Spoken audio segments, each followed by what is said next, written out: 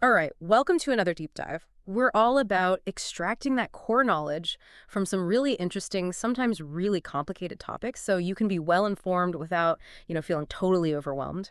And today we're going to be doing some philosophizing ourselves, diving deep into the work of a truly remarkable figure, Ruth Barcan Marcus. She was a real powerhouse in 20th century philosophy, and honestly, her ideas, they continue to have this real ripple effect, even now. Absolutely. And what's so fascinating about Marcus is that she really wasn't one to be put in a box. She just made these incredible contributions to so many different areas of philosophy. I mean, we're talking about logic, especially when it comes to like how we think about all and some things, and then tying that to necessity and possibility. Mm-hmm. But then she also gets into metaphysics, like what actually exists, right? The big questions. But then she doesn't stop there. She goes on to explore things like how do we know things? That's epistemology. And then what about the nature of belief and rational thought? And even ethics, Yeah. especially when we're faced with those really tough moral choices. Yeah, and it's not just that, right? Like, on top of all of that, she also offered these really insightful new perspectives on some major figures in the history of philosophy, like Spinoza and Russell. But the thing that I find really admirable about her work across all these different areas is this commitment to keeping things grounded. Like, there's this real sense of practicality, a connection to common sense and our everyday experience. Yeah, you don't get lost in the jargon. Yeah, exactly. So basically, consider this your express lane to grasping some of those really foundational philosophical concepts. Right. But we're going to be looking at them through this really unique and powerful lens, the lens of Ruth Barcan Marcus and the world of ideas that she really helped to shape in a big way. Right. And to give a little context, like, where did these ideas come from? Mm. Well, she was born Ruth Barcan back in 1921, grew up in a socialist household in the Bronx. Okay. And, I mean, you got to think that kind of environment, especially back then, must have given her this unique perspective. Oh, yeah. Totally. But then, like, 1930 was a really pivotal year in a difficult way. Her father passed away, and it was right in the middle of the Great Depression. Wow. So that must have been just incredibly hard for the family. Yeah. But when you look back on it, you can kind of see how that really tough period kind of pushed them in some less conventional directions. Yeah. You're forced to adapt. Right. Yeah. Now, from a young age, she was described as just this incredibly bright and curious kid, just this real hunger for knowledge. And that led her to study both philosophy and mathematics at NYU. Okay. And already that's, a pretty bold move for a woman in those days. Like, those weren't exactly the typical paths expected of women. Right. Totally. So at NYU, did she meet any mentors or people who kind of influenced her direction? Oh, absolutely. There was one figure in particular who really stands out. JCC McKinsey. He was the one who really saw her potential and sort of guided her deeper into this world of advanced logic. I mean, we're talking mathematical logic. And McKinsey's the one who introduced her to these things called modal systems. Mm-hmm. They were developed by C.I. Lewis. Okay. And these systems, well, they ended up becoming like this springboard, for her own groundbreaking work. Yeah. And under McKinsey's encouragement, she went on to continue her studies at Yale. Mm. She studied with F.B. Fitch there. Okay. So Yale, that's where she got her PhD. That's right, yeah, Mm. in 1946. And, it's also where she met her husband, Jules A. Marcus. Okay. He was a grad student, too, but in physics. Okay. And I guess they bonded over a shared passion for fencing, which is kind of interesting. They ended up getting married, having 4 children together, although they did later divorce. Oh, okay. But here's the thing, right? Mm-hmm. We got to keep in mind the kind of environment she was navigating, especially Yale in those days. Oh, yeah, for sure. Like, think about it. Women were allowed in graduate programs, but not in the undergraduate college. It's wild. Wow. And she would actually talk about some of the situations she found herself in. I mean, some of them are just unbelievable. Like, she would be grading papers for these undergraduate courses that she wasn't even allowed to sit in on. What? I know, right? And she was even barred from certain rooms in the library. Can you imagine? That's crazy. It's mind-boggling. Really shows you how much things have, well, hopefully changed, right? Right. But I mean, talk about perseverance. Yeah. I mean, even with all of that going on, she's elected president of the Philosophy Students Club. I know, right? And then what happens? The department chair basically tells her she should decline the position. Oh my gosh. But, that just shows you the kind of person she was. She wasn't going to let these ridiculous obstacles stop her from pursuing her passions. Wow. Yeah, talk about inner strength. Totally. So she finishes her dissertation at Yale, right? Yeah. And then she starts publishing in this really prestigious journal, the Journal of Symbolic Logic. Okay. And she had this great editor, Alonzo Church, who really mentored her. And then following her husband's academic career, they moved to Chicago in 47. Okay. And in Chicago, she got this amazing opportunity. She took up a postdoctoral fellowship and got to study with Rudolf Carnap. Oh, wow. Yeah, he was a leading figure in logic and philosophy of science, and he was really deep into these ideas of necessity, possibility, and how they connect to the logic of all and some. So he must have been a huge influence on her work. Oh, yeah, definitely. So then, as her family moved, she held a bunch of different positions at various universities. But then in 1964, she landed at the University of Illinois, Chicago. Okay. And there, she took on this big responsibility. She became chair of their brand new philosophy department. And she played this really key role in building it up and making it a really strong center for graduate studies. And then finally in 73, she moved to Yale, the place she always considered to be her true intellectual home. So she went back. Yeah, full circle. Wow. And of course, throughout her career, she earned all these prestigious awards and honors. Things like the APA Quinn Prize and the Liner Prize, all recognizing her, her huge contributions to the field. Yeah. And it's interesting because despite being so actively involved in the academic world and collaborating with all these brilliant minds, she actually considered herself a bit of a philosophical loner. Oh, really? That's surprising. Yeah, it is. But I think it speaks to this really strong sense of intellectual independence that she had. She was driven by this need for clarity and this real commitment to common sense. I see.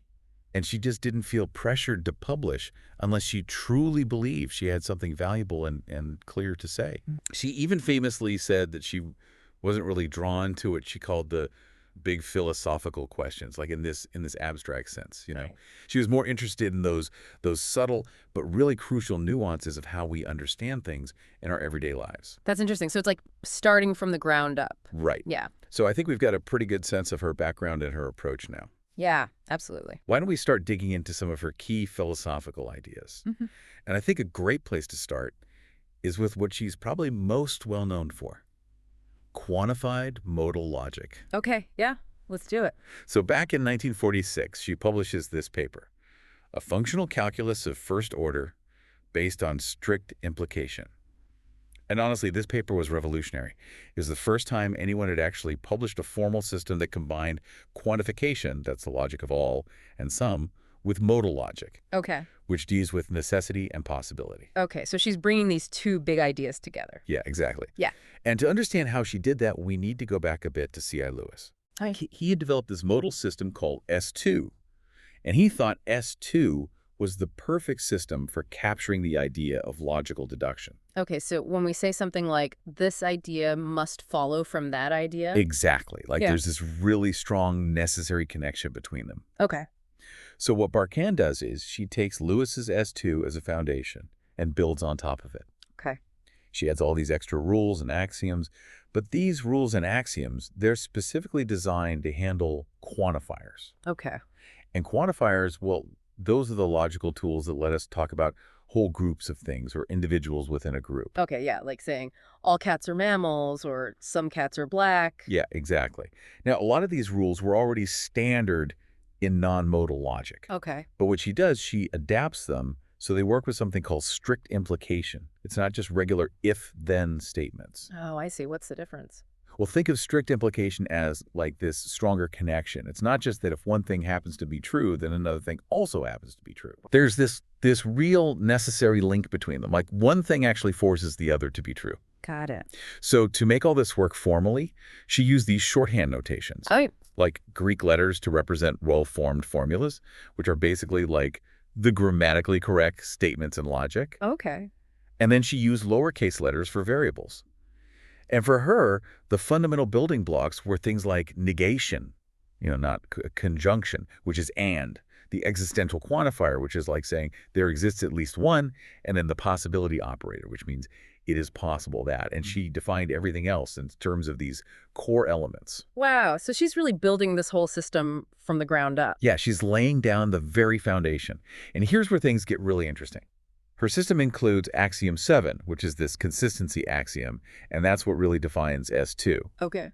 But then, crucially, she introduces axiom 11. Okay. And this axiom, it later got a really famous name. It's known as the Barcan formula. The Barcan formula. Okay, so this is like her signature contribution. You could say that, yeah. It's this idea that has had this huge impact on the whole field of modal logic. But here's the thing. At this stage, her focus was primarily on the syntax, the formal rules and structure of the system. Okay. Not so much on the semantics, like what these formulas actually mean in terms of, possibilities and necessities in the real world. Got it. So it's like she's building the machinery first, and then later on, she'll figure out how to interpret what the machine is telling us. Exactly. And her paper finishes with this brief overview of a stronger system, S4. Okay. And S4, it adds this extra axiom that's about like nested modality. So it's basically saying if something's necessarily true, then it's necessarily true. Okay, that sounds kind of complicated. Yeah, it can get a bit mind-bending. But this idea of S4 actually becomes really important in her later work on something called the deduction theorem. Okay, the deduction theorem. So what's that about? All right, so for those who aren't, totally immersed in the world of logic, the deduction theorem is this really handy tool that basically says if you can logically derive a conclusion B from a set of premises that includes A, then you can also derive this statement, if A, then B, just from the remaining premises without needing A anymore. Okay, I think I'm following. It's basically a shortcut for proving things logically. Got it. But here's the thing, right? In her second big paper in 1946, she proves this really significant result. Okay. She shows that the deduction theorem, like the standard way it's formulated, it doesn't actually hold for S2. And this is true both for material implication, the regular if-then, and for strict implication, that stronger kind we talked about. So it's like a limitation of the system. Exactly. And she proved this using this cool tool called a matrix. Okay. It was developed by this logician named Perry. And this matrix, it showed that there's this other logical system called S3.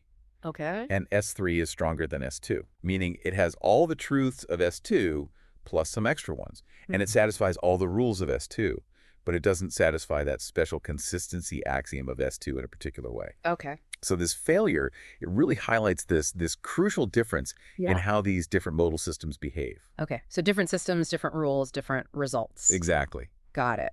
So with this deduction theorem, was she just interested in the technical side of it, like how to construct proofs? Or was there something more to it for her? Oh, it went much deeper than that for her. It was really about the meaning of strict implication. Okay. She, like Lewis before her, saw these modal systems as trying to capture this really fundamental idea of logical consequence or entailment. Okay. Like when one statement genuinely follows from another. Okay. And she believed that strict implication, that stronger if-then, was the key to formally expressing this idea. Got it. So it's not just about the symbols and the rules, it's about what they represent in terms of how ideas connect to each other. Exactly. And that's why the fact that the deduction theorem fails for strict implication in S2, it's really significant. It means that even if you can derive if A, then B, using strict implication in the system, you can't necessarily conclude that A strictly implies B in this deeper sense of entailment that she was interested in. Okay, so there's a difference between what the system allows you to derive and what it really means in terms of logical consequence. Right. Now, for the stronger system, S4, Okay. she did manage to prove the full deduction theorem, but only for the regular, weaker material conditional. Okay. And then for the strict conditional within S4, she proved a more limited version of the deduction theorem, Okay. one that only work when the premises you start with are logically equivalent to statements that are necessarily true. Okay. That's a bit of a mouthful, but I think Okay. I'm getting the gist. So she's finding that this deduction theorem works differently, or sometimes it doesn't work at all, depending on which system of logic you're working in. Exactly. And she keeps exploring this in her 1953 paper. Mm-hmm. There, she really digs into it, and she distinguishes 3 different ways to even formulate the deduction theorem. Okay. And then she shows that 2 of these ways, they actually do work without any restrictions for strict implication, but this time within S4. Okay. And her main argument becomes that if you have a logical system and you want it to genuinely represent this intuitive idea of deducibility, like when one thing truly follows from another, Okay. then it absolutely must allow for some version of the deduction theorem to work for strict implication. Okay. And at the very least, it needs to be in a system that's at least as strong as S4.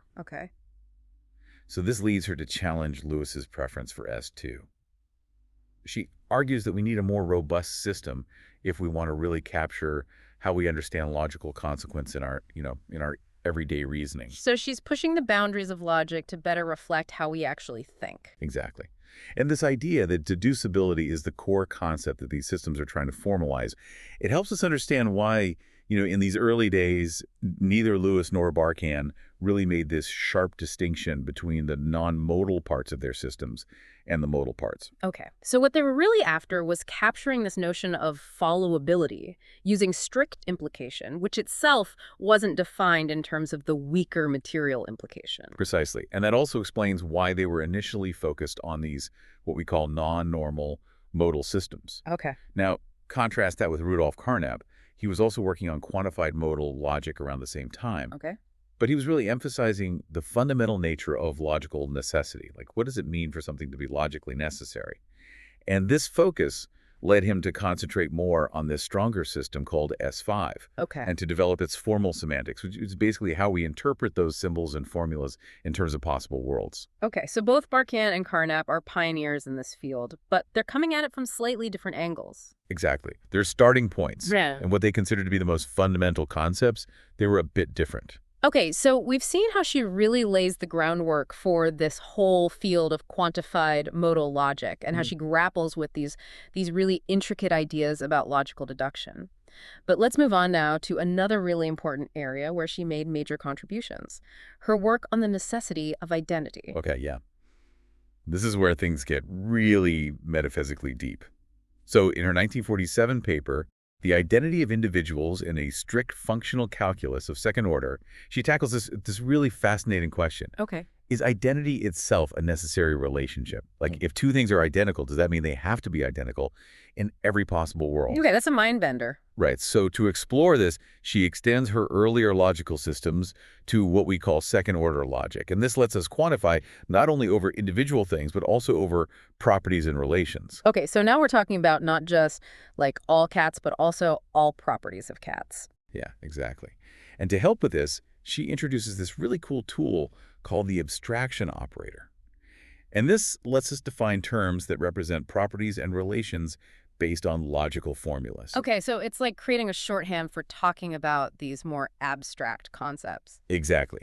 And it's using this framework that she lays out these precise definitions for two different kinds of identity. Okay. She calls them material identity and unqualified identity. Sure. And both of them are defined using this idea of indiscernibility.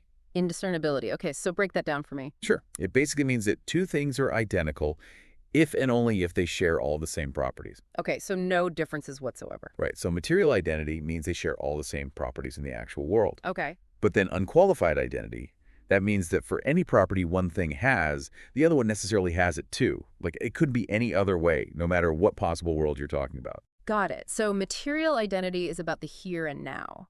And unqualified identity is about this deeper, necessary connection that holds across all possibilities. You got it. And once she lays down these definitions, all these really interesting logical consequences follow. Like, she was able to prove that both material and unqualified identity are reflexive, Okay. meaning everything is materially identical to itself, and everything is unqualifiedly identical to itself. Kind of a basic starting point. Yeah, yeah. And then she proved this other really interesting thing. She proved the necessity of the reflexivity of material identity. Okay. So that means it's necessarily true that everything is materially identical to itself. Okay, so she's showing that these ideas of identity have these really deep logical connections. Exactly.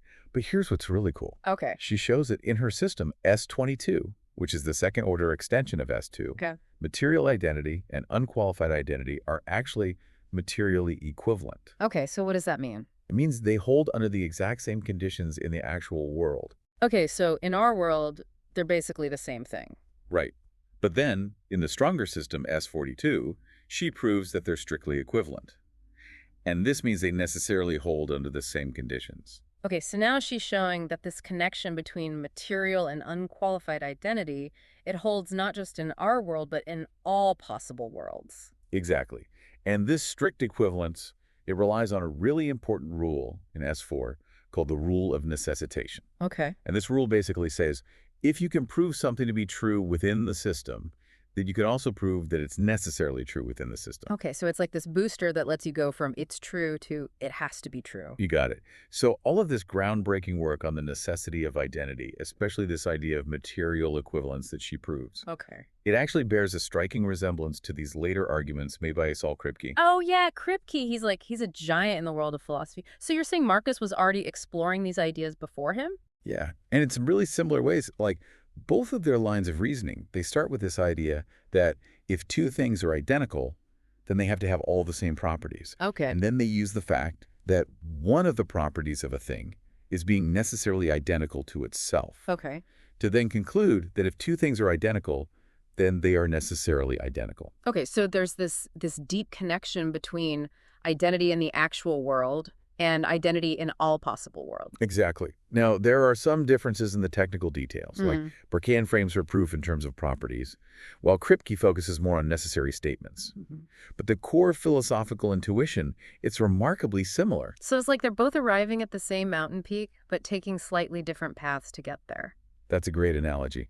And, it seems like Barcan herself recognized the significance of her results right away. Okay. Like, just a year later, she's referencing and applying this idea of the necessity of identity in a review she wrote of a work by Smiljan. So it's really cool to see these parallel, and you can Yeah. even argue interconnected lines of thought developing. Yeah, absolutely. And, John Burgess, the philosopher, he actually suggested that Kripke's later proof, which became really famous and influential, Granted. it might have been indirectly influenced by W.V.O. Quine's attempts to find a simpler proof than Barkan's. Oh, interesting. So Kwan was also engaging with her work. Yeah, and that just really underscores the foundational nature of her contributions and the lasting impact they had on this central question about the nature of identity. Totally. And speaking of engaging with her work, we definitely need to talk about her long-standing and sometimes pretty heated intellectual debate with that very same WVO Quine. Okay. Yes. The Quine-Marcus showdown. I've heard about this. It was a big deal. Yeah. And this intellectual clash, it really took off in the early 1960s, and it became this recurring theme in a lot of her later work. Like, she would often directly position her arguments against what she called Quine's animadversions on modalities. Okay. So what were these animadversions on modalities? Basically, it was Quine's critique of the whole idea of necessity and possibility in logic. Okay. He was really skeptical about the whole enterprise. Yeah. But, the seeds of their disagreement, they were actually planted much earlier. Okay. Back in the 40s, when Quine was reviewing her early papers, particularly the one on the identity of individuals in modal systems. Okay. And in his initial review, Quine seemed to suggest that only her strong kind of identity, what she called unqualified identity, could really count as true identity in the ordinary sense. Okay. He even proposed reinterpreting the individuals in her system as something like individual concepts. But he seemed to completely miss the fact that she had actually proven the logical equivalence of her weak and strong notions of identity within her system. Wow. So it's like he's critiquing her for something that she already addressed. Exactly. And it's understandable why that would be frustrating for her. And she actually talked about this frustration quite openly throughout her career, even decades later. And while Quine did eventually issue a short correction, like acknowledging his mistake, Okay. that initial misreading, it seemed to leave a lasting impact, both on her and on their whole intellectual relationship. Yeah, I can imagine. It's like that first impression is hard to shake. Right. But, their disagreement, it went way beyond this initial hiccup. Okay. It was about these really fundamental philosophical questions regarding the value and legitimacy of modal logic as a tool for understanding the world. Okay. And Marcus often felt that Quine's criticisms were constantly shifting, which made it really difficult to have a productive debate. Yeah, it's hard to pin down a moving target. Exactly. But she also acknowledged that this intellectual sparring match had actually spurred a lot of her own philosophical development. Oh, interesting. So it was a productive struggle in a way. Yeah, I think you could say that. But at the core of it, they had these really different views on a whole bunch of interconnected issues. Okay, look what? Well, first, there's the question of, is modal logic even useful? Like, is it a good tool for philosophical inquiry? Okay. Then there's this fundamental distinction between extensionality, where the meaning of a term is just determined by its reference, like what it points to in the world, and intentionality, where meaning involves more than just reference. Okay. It includes concepts and ways of thinking about things. Okay. Then there's the question of how do we understand the meaning of names and quantifiers? What about the proper interpretation of necessity and possibility? Okay. And then this big one, essentialism, the idea that things have certain properties that are essential to them. Okay. So they're disagreeing about, like, the foundation of how we understand language in the world. Exactly. And Marcus, she really defended the importance of modal logic. Hmm. She argued that it's absolutely crucial for analyzing a whole bunch of key philosophical ideas. Okay, like what kind of ideas? Well, things like, the nature of causation, logical entailment, obligation in ethics, belief, knowledge. Like all these big concepts. And she really criticized Quine's dismissive attitude toward what he called referentially opaque contexts. Okay. And those are basically situations where you can't just substitute terms that refer to the same thing without potentially changing the truth value of the sentence. Okay, so it's like context matters. You can't just swap words around willy-nilly. Exactly. And Marcus argued that these referentially opaque contexts, these are exactly the kinds of situations that require a systematic and formal logical analysis. Got it. So for her, modal logic is a tool for unpacking those more subtle nuances of language. Precisely. Yeah. And she believed that developing different systems of modal logic, along with their precise formal semantics, Okay. it was essential if we wanted to make real progress on these tough philosophical problems. Okay. She saw these logical frameworks as a way to provide a more rigorous account of our intuitive ideas about necessity, possibility, and other modalities, like, causal necessity, temporal necessity, epistemic possibility, which is what's possible, given what we know, and deontic necessity, which is what's morally obligatory. Wow. And she even argued that the language of science, with its use of natural kind terms like water or gold, Okay. it seemed to presuppose this way of talking about the essential properties of things, Okay.